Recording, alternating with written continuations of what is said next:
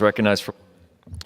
I rise today in support of the Cuban people and against the illegitimate, violent dictatorship that continues to assault the basic freedoms and rights of the Cuban people.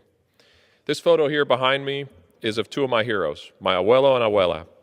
In 1960, they and their children were forced from their homeland by the communist regime for having the audacity to say no to Castro and his thugs.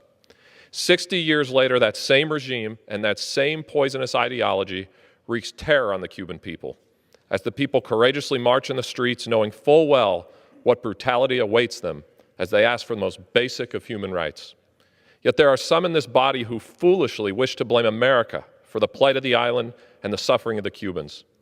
Let me say emphatically that the Cuban people are suffering and crying out for freedom because the communists have spent 60 years cynically destroying their country and trying to break the spirit of their own people, and they will not succeed.